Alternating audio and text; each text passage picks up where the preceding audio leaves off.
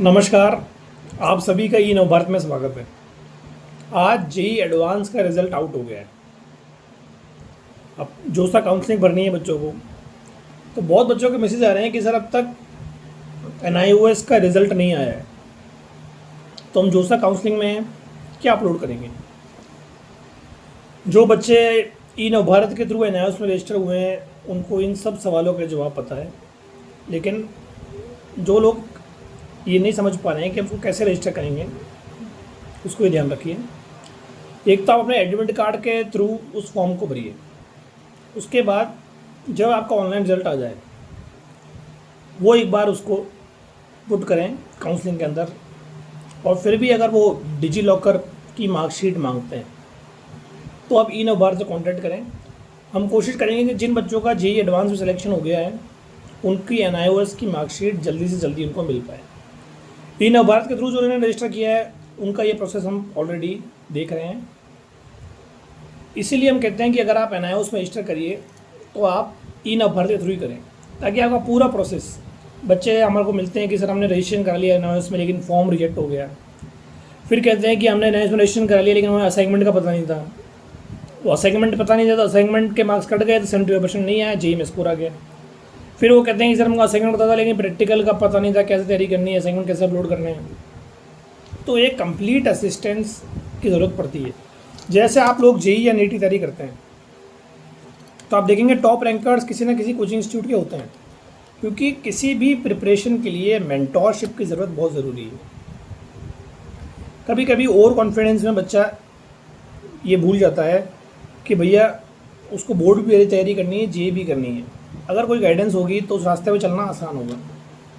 जो मुश्किलें हैं वो हम पहले ही जानते हैं, तो हम उसको आपको पहले ही बता सकते हैं कि आप ऐसे करिए ताकि ये मुश्किल ना आए।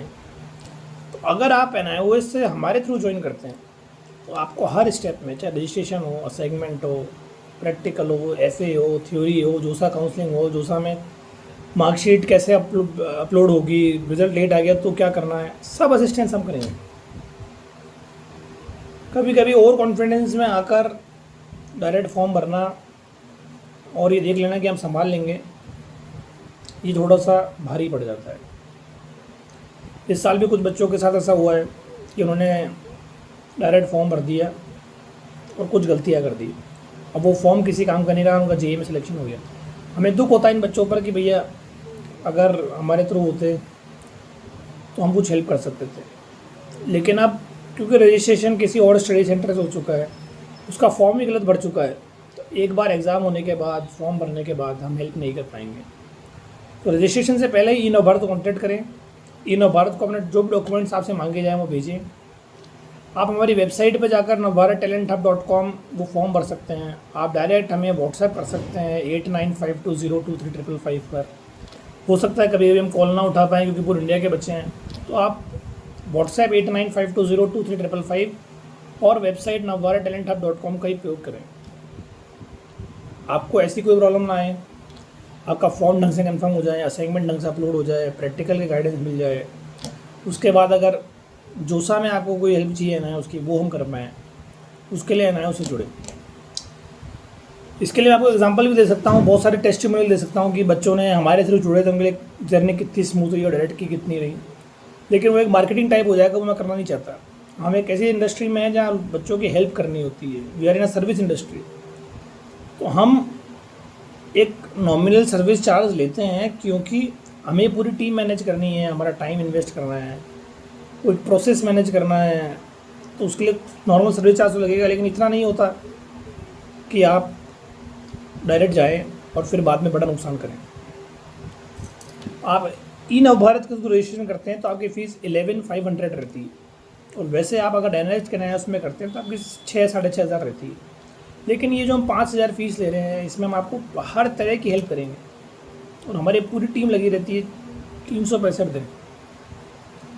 उसका ये चार्ज है। आप एनआईओएस के थ्रू रजिस्टर करें, ई नवभारत के थ्रू करें, फ़ीस होगी 11,500। सेंटर आप जिस सिटी में रहते हैं उसका ही मिलेगा आपको। असाइनमेंट में, रजिस्ट्रेशन में, प्रैक्टिकल में, सब में पूरी हेल्प मिलेगी। बाद में पछतावा न हो इसलिए पहले ही ध्यान रखें। आज आपको मैं एक उदाहरण देता हूँ। कोई बच्चे का वीडियो नहीं दिखा था जो सब लोग दिखाते हैं, मैं एक उदाहरण देता हूँ। अर्जुन को सब जने जानते हैं। विराट युद्ध में अर्जुन थे और सामने सभी जने थे, भीष्म पितामह, द्रोणाचार्य, कर्ण, दुर्योधन, शकुनी। अर्जुन ने अकेले ही सबको हरा दिया, लेकिन वो विराट युद्ध था। बाद में जब महाभारत का युद्ध डिक्लेयर हुआ तो अर्जुन फटाफट श्री कृष्ण के पास गए कि मुझे आपकी मेंटोरशिप की ज़रूरत है। और अर्जुन ये भी तो सोच सकते थे कि मैंने जब अकेले ही विराट युद्ध में उन सबको हरा दिया जिनको वापस हराना है, तो मुझे किसी की ज़रूरत क्या, मैं अकेले ही हरा लूँगा। लेकिन उन्होंने नहीं, जब युद्ध बड़ा हो तो प्रॉपर मेंटरशिप की ज़रूरत है। तो वैसे ही मैं आपको कहता हूँ कि जब आप एक बड़ा युद्ध करने जा रहे हैं तो एक मेंटरशिप लें। मेंटरशिप से कभी आपको नुकसान नहीं होगा, कुछ गलती आप करने जा रहे हैं उस गलती से बच जाएंगे, और आपको कोई भी दिक्कत जो आ सकती है उस रास्ते में उससे पहले ही आपको आगाह कर दिया जाएगा। तो NIOS में रजिस्ट्रेशन ई-नवभारत के थ्रू करें। ई-नवभारत के थ्रू रजिस्ट्रेशन करने के लिए आप फॉर्म भरें navbharattalenthub.com में जाकर, या व्हाट्सएप करें 8952023555 पर। अब लास्ट क्वेश्चन जो आज आया है, और थोड़ा सा क्वेश्चन ऐसा है कि बच्चे और पेरेंट्स बहुत हताश हैं जिनके नंबर 75% से कम आए, लेकिन JEE एडवांस सिलेक्शन हो गया। उनके लिए भी मेरे पास एक रास्ता है। तो ऐसे कोई बच्चा है जिनके नंबर 75% से कम आए हैं और JEE एडवांस सिलेक्शन हो गया, वो हमसे तुरंत संपर्क करें, उनको भी हम कोई वे आउट निकाल के देंगे, और इसी साल वो जोसा काउंसलिंग में बैठकर अपनी IIT की सीट ले पाएंगे। Register through us. All the best.